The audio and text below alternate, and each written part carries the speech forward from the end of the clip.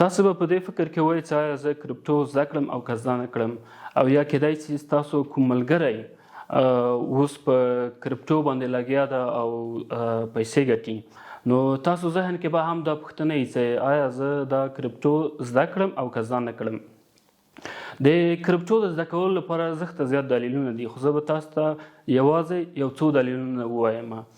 تر ټولو لومړی دلیل د کرپټو کې عایدات دي، یعنی ته کومه پانګونه کوې په هغه باندې چې کوم عایدات تاته راځي دا کیدلی شي چې زښته زیات واوسیږي.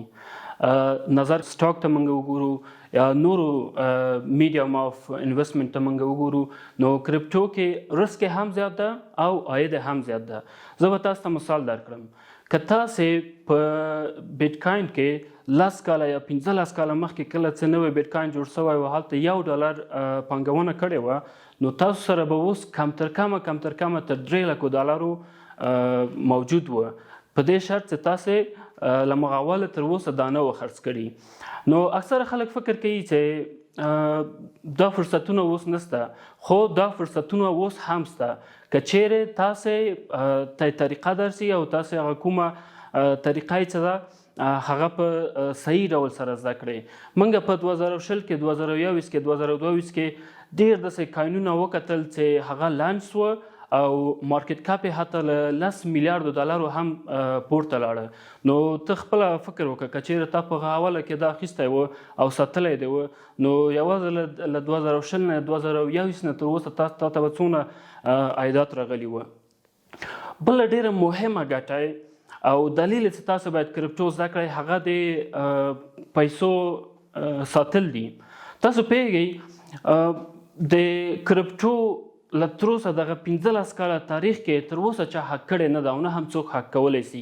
دې ټکنالوژي دومره ثابته جوړه شوې ده چې که څوک څومره هم کوشش وکړي نو هغه نشي حق کولی.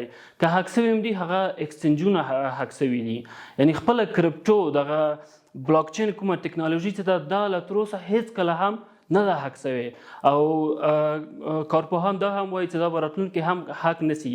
نو که چیرې ته پیسې ولرې او هغه کې وساتې، په دې مطمئنه اوسېږه چې هغه به هیڅ کله هم څوک له تا نه حق یا غلا نشي کړلی. بل ډېره مهمه ګټه د کرپټو چې ده هغه د پیسو انتقال دي.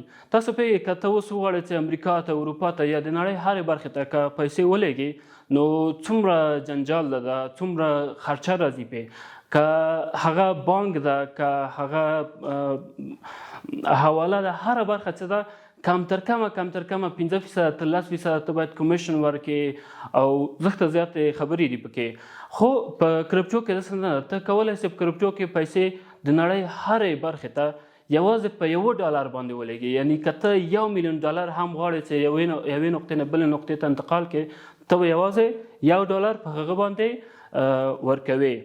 او بله ډېره زیاته مهمه برخه فایده یې څه ده هغه ویب 3.0 ده.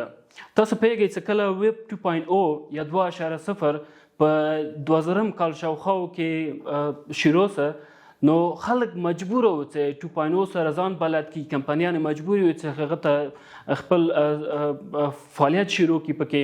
نو همدارنګه اوس موږ یو نوی ویب لرو، هغه ویب 3.0 ده. که ته ویب 3.0 کې دا به مکمل په ډیسنټرالایز ډول سره وي. نو اوس خو خلک نوي دي ورسره، خو راتلونکي کې که ته وغواړې که ونه غواړې ته مجبور یې چې دا زده کړې، کرپټو زده کړې او ویب 3.0 ته انتقال شي. نو دغه ټول هغه برخې دي چې ته باید چې کرپټو زده کړې او په دې برخه کې ځان ماهر کړې.